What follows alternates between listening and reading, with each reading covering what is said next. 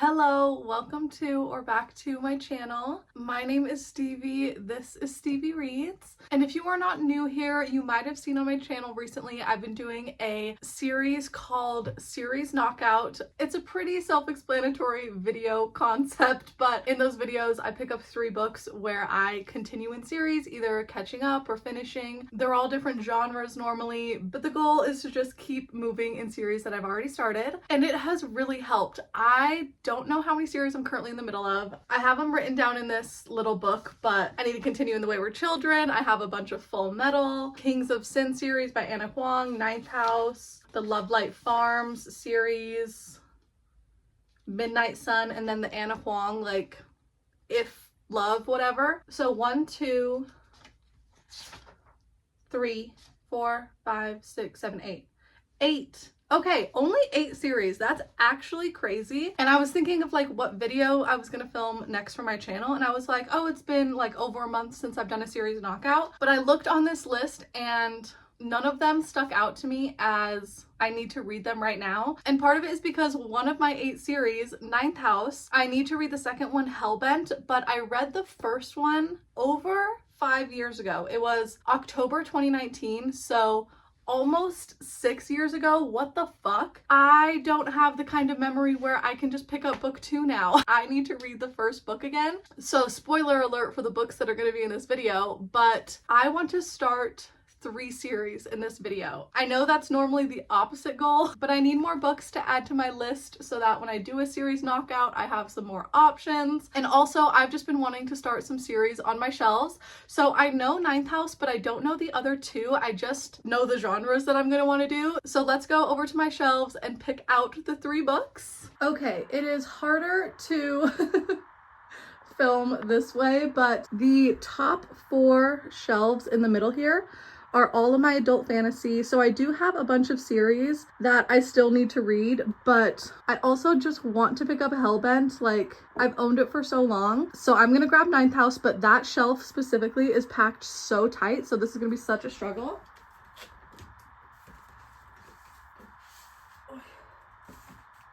Okay, actually not bad. I was being drama. Book number 1.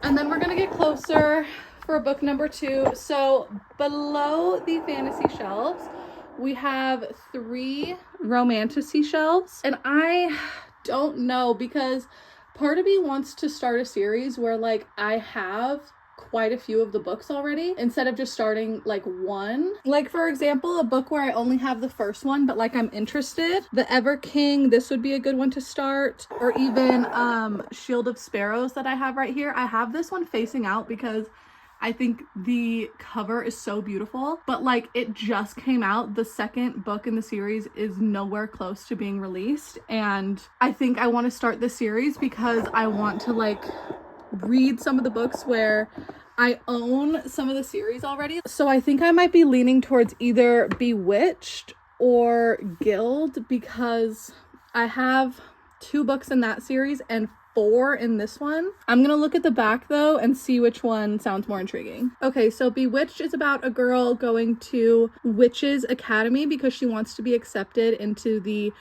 Henbane Coven. Our main character is 20. Murders happen that she gets accused of, and she needs to solve it to clear her name. And then Gild is, this one's the Plated Prisoner series. I've actually heard quite a bit about this, but it's kind of a retelling of the King Midas story. But King Midas rescues her from the streets, gave her food, shelter, and she promised to love him forever.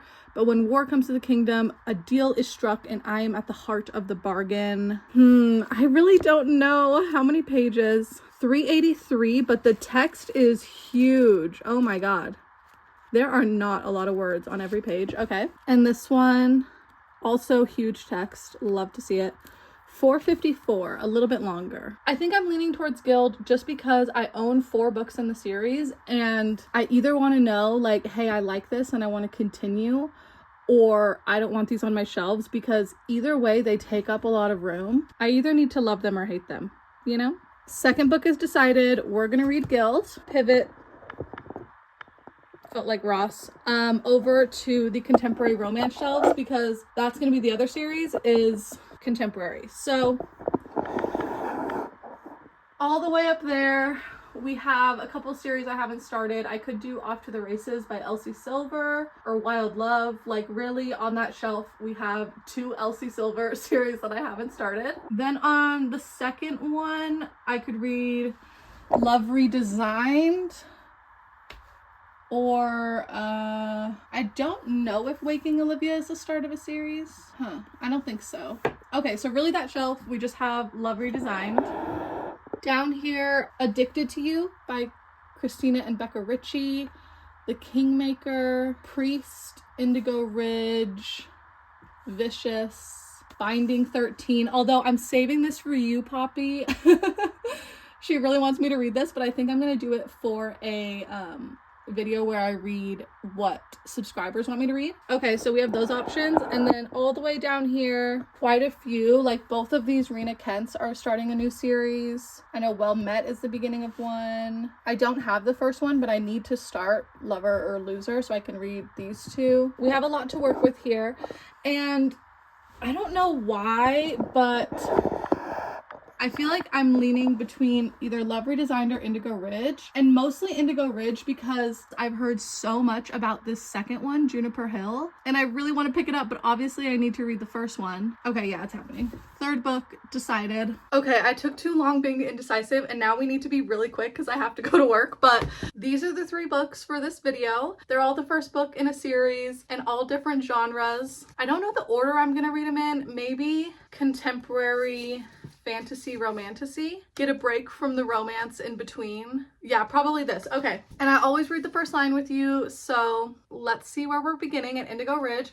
and also what this book is about. The tropes are small town enemies to lovers. So I don't know why they're enemies, but the main characters' names are Winslow and Griffin. And it's also a mystery because there's a death.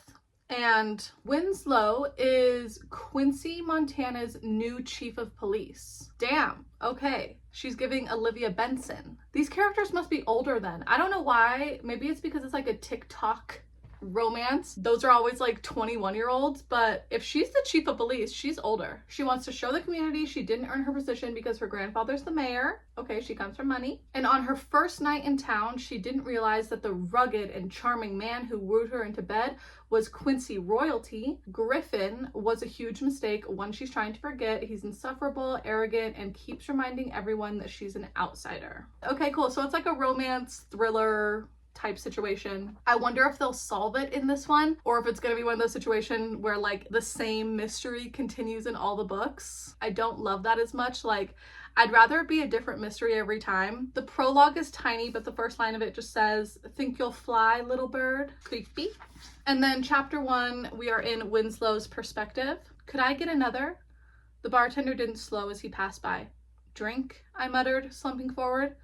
Pops had told me that this bar was where the locals hung out. Oh, okay, so we're gonna see them hook up immediately. Gotcha, gotcha, gotcha. And then they're gonna be enemies, but not for long. Okay, cool. But that means that every single one of these books has kind of like a mystery element to them. Interesting. I just barely filmed Summerween, so maybe I'm just still in like the spooky vibes a little bit, even though 2 of these are also definitely romances. But okay, I really have to go. I'll let you know when I'm halfway through Indigo Ridge. Okay, next day. It is Tuesday morning, and yesterday I got halfway through Indigo Ridge. I did the math and I'm at exactly 50%, so amazing. But I'm up to chapter 13, page 170. And this book starts off feeling like season 1, episode 1 of Grey's Anatomy, because the same plot happened. We got our main girl, Winslow, but she goes by Winnie. Or Win. Her grandpa is the mayor of this town. Her parents, you know, grew up there, but she hasn't been since she was a kid. At the beginning of the story, she moves back to this town. It's literally her first day there. Like, she just barely unloaded the U-Haul into her little house. She got like a 2-bedroom, 1-bathroom house. She returns the U-Haul, goes to a local dive bar, and meets our main man, Griffin. Griffin lives in this town. His dad just retired like 3 years before, and gave him the family farm. So he's a rancher out working all day, and it's just like the family ranch. But it felt like Grey's Anatomy because she meets him the night before her first day at her new job, and they hook up night one. Actually, they don't even go to each other's houses. They literally sleep together in the truck of the bar's parking lot. Like, they just go outside and do it in the back of his truck. Wild. But it was Fade to Black, and this whole book until like the last chapter has been Fade to Black. They've been sleeping together the entire time. Don't know if that's a spoiler to say, but we haven't seen any of it. Like, their relationship has been very lustful from the beginning. Like, they can't keep their hands off of each other, especially if they're like alone. So this book is pitched as enemies to lovers, but they were never enemies. Like, I think enemies is used so loosely nowadays. Like, they maybe had one disagreement one time, because also a part of the story is they find a dead body on his like farm's property. Everyone in the town thinks it's a suicide because many of them have happened over the years. Always on Indigo Ridge, always girls jumping off. But Winslow is the chief of police, which is kind of crazy because she's 30, but for the last 10 years she's lived in a bigger city working at like a bigger police precinct. She was promoted to detective, and now she moved to this small town right after the chief police who have worked there for like 50 years just retired, and the police precinct like wants fresh blood in there to kind of change some of the old school policies that need to be updated. So she is really, really young to have this job, but she fits the requirements, and like she's been at a bigger police station before. But anyway, she thinks that it's not a suicide, and it kind of offends Griffin that she would think that. He's like, you're an outsider, you don't know these people, all of this stuff. And yeah, they kind of have a disagreement in the beginning, but that goes away as soon as they're alone, because he's like, okay, I want to bone you. And it kept just being like, he leans in to kiss me, and then a chapter break, we wake up the next morning, and I'm like, we don't get to see any of what just happened. Just really weird for like an adult romance book. But we finally saw it. I feel like because they're getting more serious now, maybe the sex is more serious. But as far as the like plot of the story, it's a small town, so everybody knows everybody, and they have seen his truck at her house every single night. So the whole town knows that they're sleeping together, but he's not really into labels. Kind of gross for a 31-year-old man to be saying that, but he's like, I'm really busy. And she's like, okay, yeah, no, I'm busy too.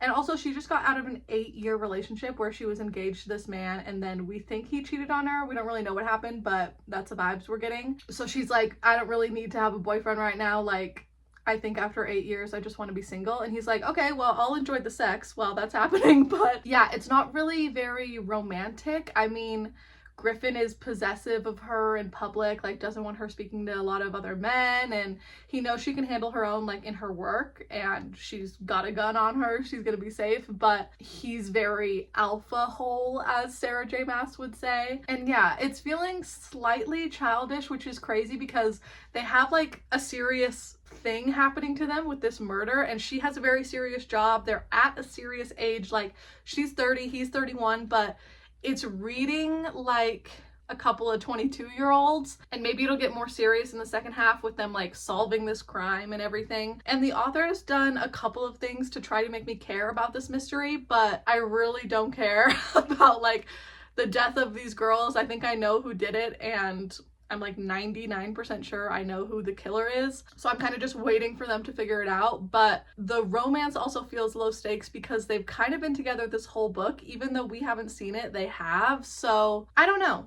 It's a very, very interesting one. I also like that it is set in June, and since he's a farmer, he keeps describing how like hot and miserable it is, and it's July and terribly hot where I am now. So I'm happy I read it this month. The setting is very astute. The actual story, I don't know how invested I am in it. I mean, I read 50% in one day, so it goes by very quickly, and I'm hoping to read the second half tonight. Like, if I could just knock it out in 2 days, that would be amazing. But I'm not dying for these characters to be together forever and ever. Like, anything could happen at the end of this book and I'll be fine with it. I'm not like rooting for any certain thing, but yeah. Anyway, that's what I've been reading. And I also realized that the romantasy that I was debating, the one that's sticking out right there, Shield of Sparrows, that's also by Devney Perry. So happy that I started with like the first book that I hauled from her.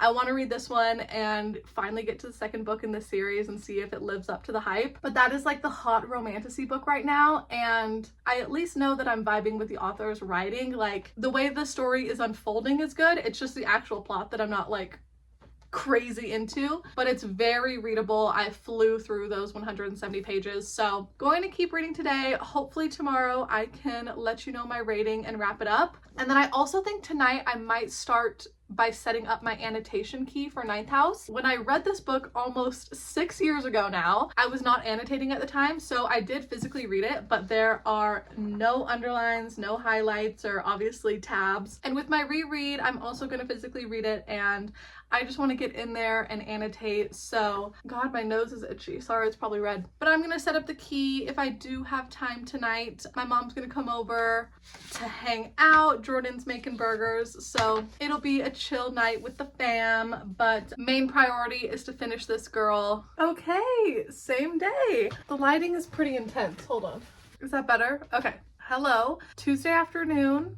I just barely got home from work and I actually beat my mom and my husband home. So really quick before everybody gets here and we start cooking dinner, I finished Indigo Ridge today. Candidly, I found the ebook from my library. Work was pretty slow, so I read the second half just in between doing what I need to do for work. And I'm landing on a 3. I felt super middle of the road. I think the romance was cute, I mean, the smut was hot. Everything that wasn't fade to black. Didn't care about the mystery. It was solved and I was like, cool. And these two grown adults got over their commitment issues that kind of came out of nowhere. Like, I understand commitment issues when there's a reason, but both of them were just like, yeah, I'm busy. And it's like everybody has a job, you know? I don't know. This seems like I liked it less than I did. And I think it's because the positives were just like, it was an average romance. Like, it was very quick. I think the couple had chemistry. I didn't care about the plot really at all, like all the side characters and everything, whatever. I do feel like we got introduced to the next couple because I know the main girl character has a son, and in the epilogue of this one, Winnie's in her cop car and pulls up on a mom pulled over on the side of the road with her kid in the back, and she's like lost looking for directions. So we met the characters for the next book, and I am still really excited to pick up that one because I've heard it's like the best in the series. But since this one's a 3, I'm debating on keeping it. I don't know. I might have to sit on it, but 3 stars are my hardest books to unhaul. Obviously, because I keep all of my 4 and 5s. Those stay on the shelves forever. And 1 and 2s I hate, so I just get rid of them. But 3 stars, I'm always like, would I reread this? I don't think so. So like, what's the point in keeping it? I don't know. Maybe I'll read the second one and see if I'm like gonna be a diehard fan of the series and need to keep all of them. Yeah, I don't know. I think I'll keep it for now, and if in like a month or 6 months or whatever, I look at it and I'm like, why do I still own this? I need to get rid of it. I will, but for now, she can stay on the shelves. It was okay. But now we get to read book 2, starting another series. I've already read this book before, like I've mentioned a couple of times, but if this was a series knockout video instead, I would not be able to just jump into book 2. I don't remember how this ends. I don't remember really anything about the plot, even the main character's first name. I remember it was something weird, but like, what was it? Was it like Galaxy or something? Yeah, Galaxy, but they call her Alex Stern. So Alex Stern. And this is like a dark academia because it's set at Yale. But our main character is not a goody two-shoes, got a 4.0 GPA, all A's. Like, she dropped out of school early into a world of shady drug dealer boyfriends, dead-end jobs, and much, much worse. In fact, by age 20, she's the sole survivor of a horrific unsolved multiple homicide. Sounds very fucking familiar. Some might say she's thrown her life away, but at her hospital bed, Alex is offered a second chance to attend one of the world's most prestigious universities on a full ride. What's the catch and why her? Bum, ba, ba. Okay. Honestly, I do like the fact that I can reread a book years later and like have a completely new experience with it because I don't remember anything that fucking happened. But I did check Goodreads and confirm that the first time I read it, I gave it a 4. And in my review, I was like, I need book 2 right now. Like, I'm so excited. And now I've owned book 2 for years and never fucking picked it up. So I feel like rereading this is doing past me some justice. I want to get back into the story. I want to remember the plot.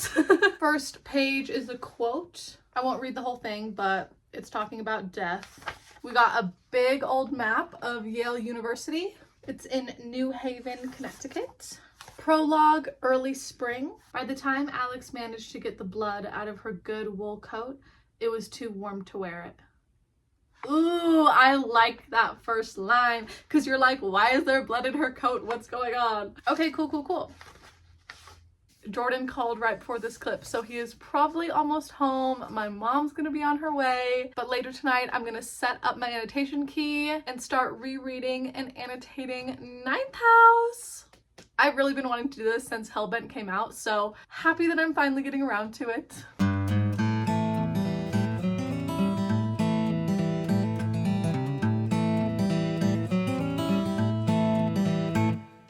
Hello, long time no talk. For you it's been 1 second, but it is Friday afternoon. I just got off work, so it is the weekend. Oh my god, thank god. And Tuesday afternoon I did hang out with my mom. It was a lot of fun. She beat me in phase 10, and that night I really just edited. I don't even think I started Ninth House, but Wednesday and Thursday I read as much as I could, and I got halfway through up to chapter 13, which is page like 220. At the end of my copy there is like an annotated chapter from the author or something, and like a bunch of bonus content, but I found the end of the actual book is page 450, so finally halfway through, and my goal is to finish it this weekend. Part of the reason I think it's taking so long is that the first half was a lot of world building. There's so much magic that not everybody sees in the day-to-day life, but these students are learning about. And we also have 2 different timelines. So there is the last fall timeline, which shows when Alex gets to Yale and she meets Darlington, and he's kind of giving her the lay of the land, and Alex has always known about the ghosts. They call them grays because I guess they just look like gray, but she obviously knows about them. She has known about them forever because she can see them without the magic that a normal person would have to use to be able to see a ghost. But that's all she's been able to do, is just be able to see them, and they're kind of scary. Some of them are more powerful than others, and some have like a physical foothold in this world and can be able to touch you. So as a teenage girl that, you know, we're seeing in some of her memories when she was in high school or even younger than that, it's really heartbreaking and scary, like the things that she had to deal with. But anyway, like in the last fall chapters, she's finally learning how to fight back, and the weakest of the grays, you just have to like say certain phrases and they get spooked. They hate anything associated with death, so the safest place for her to be is like a morgue or a cemetery. She loves it in those places because there's no grays in sight. But anyway, like she's finally just getting educated on these like demons that she has been seeing her whole life. And then the current day chapters are in winter, and in those chapters there is like that mystery that's going on. It was a girl who died on campus. She wasn't a student, but her name was Tara Hutchins. And part of Alex's like job and reason that she gets to be at Yale is her and Darlington kind of police the other societies to make sure nothing unethical is happening. And like, I don't really even know how to explain it. They're just like peer cops, kind of. And then Alex has to report to the dean. But in the winter chapters, it's just Alex. Darlington isn't around anywhere. And we as the reader don't know where Darlington is. Even Alex doesn't know, but she wants to get him back. She's like trying to solve this mystery, trying to figure out how to find Darlington. And in the winter chapters, it's really just her alone. I mean, there is another person who is in the know. I already forgot her name though. Dawes, Dawes. Dawes is also kind of like a peer officer. Like, I really don't know how to explain it, but they're just in charge of making sure that all of these experiments with magic and the undead don't get too out of hand. So in the winter chapters, it is just Alex going on these missions, trying to figure out the truth, and she's calling in Dawes when she needs a little bit of backup. And then in the fall chapters, we're seeing just in the beginning how it was when she came to Yale, why she came to Yale in the first place. Like, she didn't even graduate high school. And yeah, it's very interesting, and it's also interesting how little I remember. Everything in here is brand new information. I could not guess what happens at the end. Like, I really need to get my memory checked. It is bad. How do I not know the end of this book? I really have no idea, but I do have 50% to go, so I'm gonna keep reading tonight as much as I can. Hopefully I can get like another 100 pages in at least, and then I don't think we have any plans tomorrow, so a Saturday at home. I might be able to finish this whole thing, fingers crossed. And then Sunday, the only thing we have is we just have to go into the store and we're going to a dinner with Jordan's grandma. So honestly, a very chill weekend. But the first half of that book has been so much setup, and I feel like we're finally getting to like the good part and we're gonna start solving these mysteries. I want to know where the hell Darlington is. And it's also just the weekend, so I'm in such a better mood. I'm just ready to read all weekend and finish it. Hello, good morning.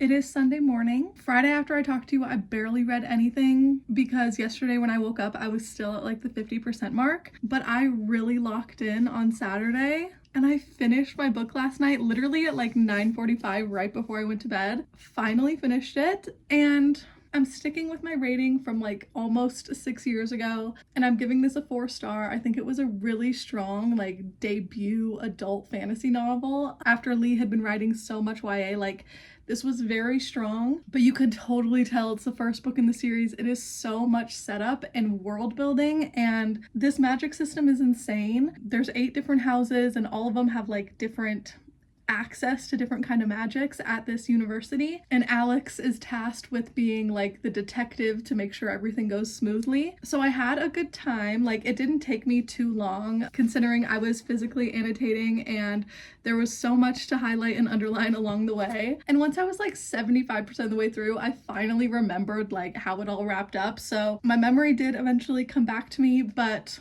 now I am really excited to pick up book 2. Like, when I first picked this up, it had just come out, so the sequel wasn't even on the horizon, but now I own it. I've owned it for years. So now I'm finally gonna get to pick up Hellbent, and very excited. I reread. My memory is up to date, and now I just need to dive into that one, but not before I dive into Guild, which is why I need to do this update right now. Like, it's still the morning. I just put on a little bit of makeup, just did my brows and mascara because I need to take the thumbnail for this video today. But also I have some things I want to do around the house this morning, and I saw that the audio for this is on Spotify, although it's 9 hours long and I only have 6 hours left of listening time. So I'm going to start this one on audio this morning, but I need to read the first line with you. I think we kind of went over the synopsis at the beginning, but I also don't even really care to like fully understand what I'm jumping into. I think I'm just gonna go in blind and like see what happens. But let's see chapter 1. I lift the gold goblet to my lips as I watch the show of naked flesh through the space between my bars.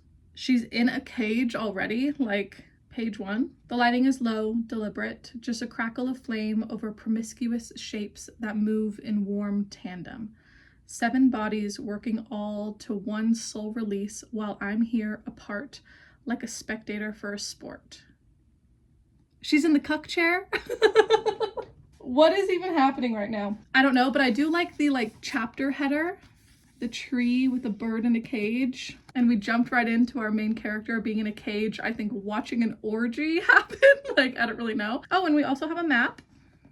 Cute. Lots of kingdoms. I'm the gold-plated prisoner, but what a pretty prison it is. Oh, duh, the name of the series is the Gold-Plated Prisoner series, so obviously she's a prisoner. And this book was originally self-published in 2020 by Raven Kennedy. She started it self-published and then Bloom picked it up, so cool. I'm gonna get this started today. I'll probably throw on my headphones after this clip. I just want to like unload the dishwasher and do a couple of things to set myself up for the work week. And tonight we are going over to Jordan's aunt's house to have dinner with his aunt and his grandma. So we do have some evening plans, but it's not even 9 a.m. right now, so still have all of today. I'm gonna try to read as much as I can of Guild, especially if I can just listen to 6 hours of it on audio. That means then I can just sit down tonight and finish it by physically reading it. Hefty goal, but I listen on double time speed, so I just need to see if I can find something to do for 3 hours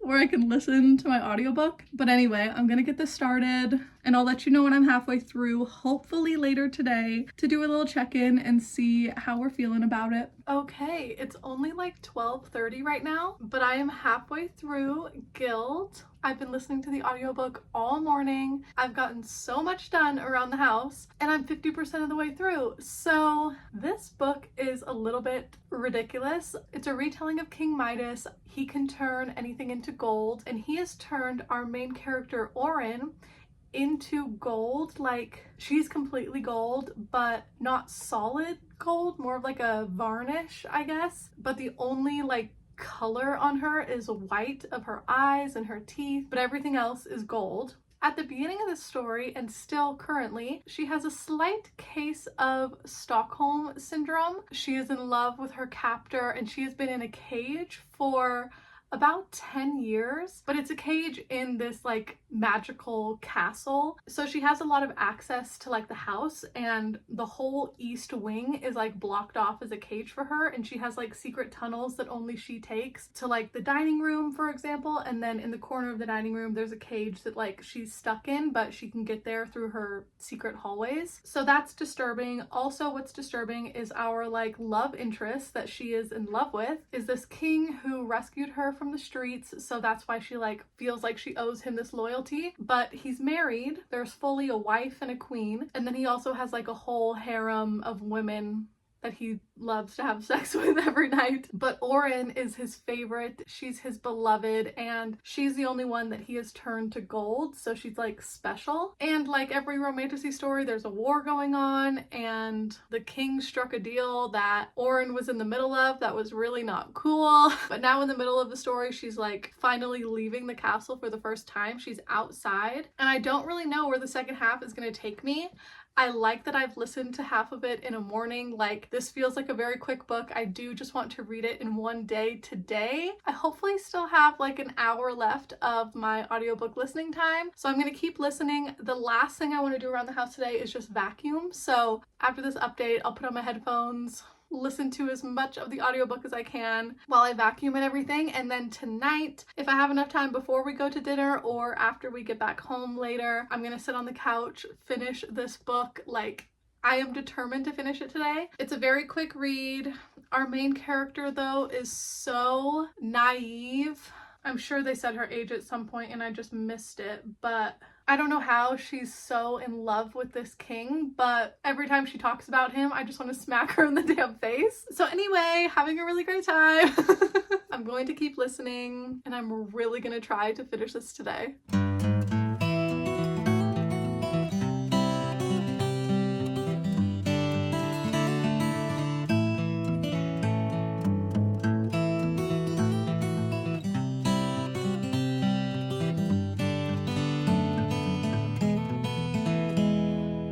Hello and welcome to the end of the vlog. The next day, I read the entirety of Gild yesterday. I did a video when the audiobook like cut me off, but then I read a couple of chapters just physically before we went to dinner, and then dinner was amazing and I was just able to finish it at like 8:30 yesterday. So this was just stunning as far as how quick and easy it was to read. But the actual story what can I say about the actual story that's not like really mean? It was just very predictable. Absolutely nothing shocked me in this story. It does feel like a premise or like a concept that I've read so many times now, but I think that's really just my fault because of how much I love and I read romantasy.